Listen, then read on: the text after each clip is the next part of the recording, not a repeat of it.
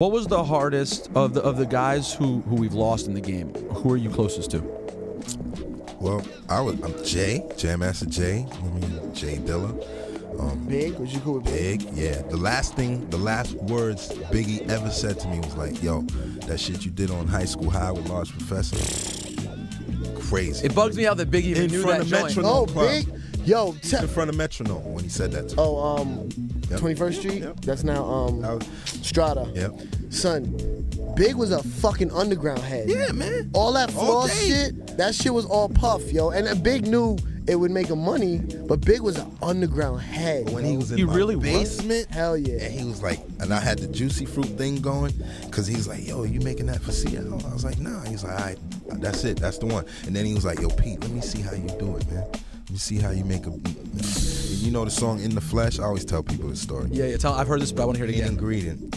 You know, In the Flesh. Yeah, I made In the Flesh. I made that beat right in front of Big. In front of Big? He was right there when I made that shit. Can you imagine that hip hop like, moment? "Oh, you a customer? What you gonna do with that?" I was like, "The drums," and I think that's where people got the idea to start fucking with them drums. You know what I mean? Nobody fucked with them drums before that. But Primo did. Mass Appeal. Yeah, but Primo always hid. He used to double them up, so sometimes you couldn't recognize him. Yeah. Wait. So you were fucking with Juicy before? That's my beat. So why don't you get the credit only on the remix?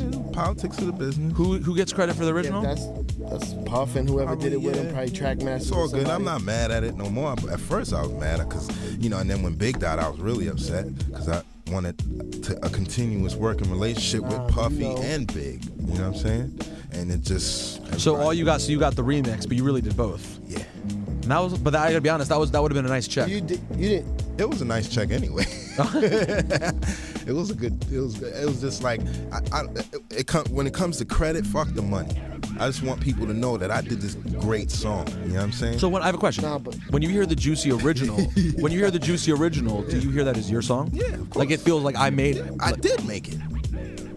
No, they just took the elements of the idea and knew what I did. And no, because there's a lot of records like Enough. We got the jazz and everything. Enough and what was his partner's name at the time? Jiv Paz. They did "You're Nobody Till Somebody Kills You."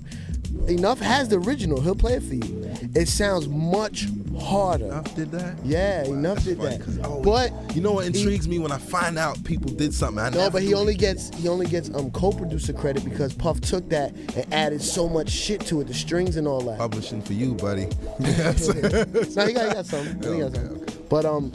But yeah, so you know what I'm saying, like Puff, at the time when Biggie came out with what's the That sounds very like me. One More Chance? One More Chance.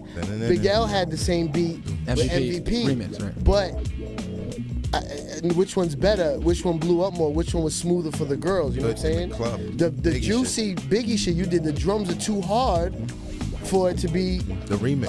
A regular, you know what I'm saying? A regular, for radio. So you got to do it how people remembered it as a hit record in the 80s. You know what I'm saying? The M2 joint. And, you throw that's that what Puff did. Puff started off with the drum. You know what I mean? And that's what, yeah. Crazy. So and that's what I had playing when Biggie walked down the stairs in my basement.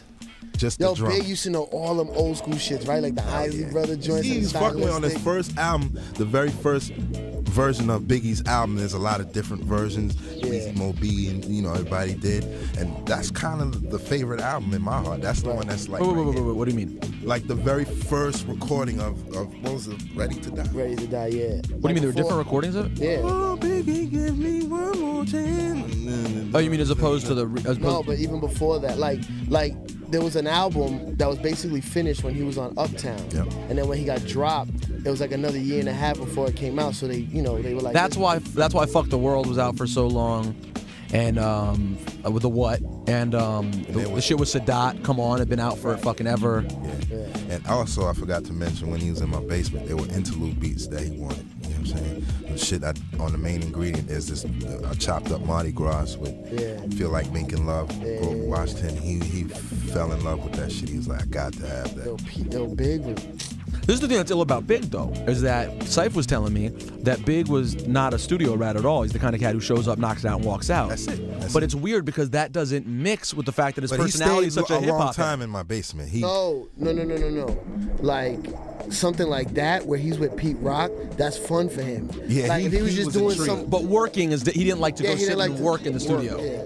No, I mean, don't get it twisted. He liked to go do his joints, but he wasn't the type of nigga to do. He had to do what joint he had to do and then go leave. Yep. But mind you, he was gonna go leave the fuck or smoke or whatever. Like some niggas like to stay in the studio, do 8-9 songs. He's a hood dude, so it's like, yo, look, this is work.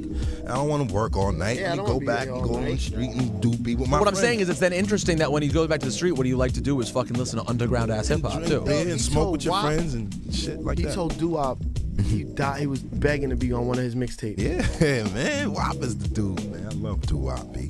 Yeah, it's only that Doo-Wop song for me, by the way. Yeah, fucking Bounce Master. Whichever. Yo, yeah. You taking phone calls now in the middle of the podcast?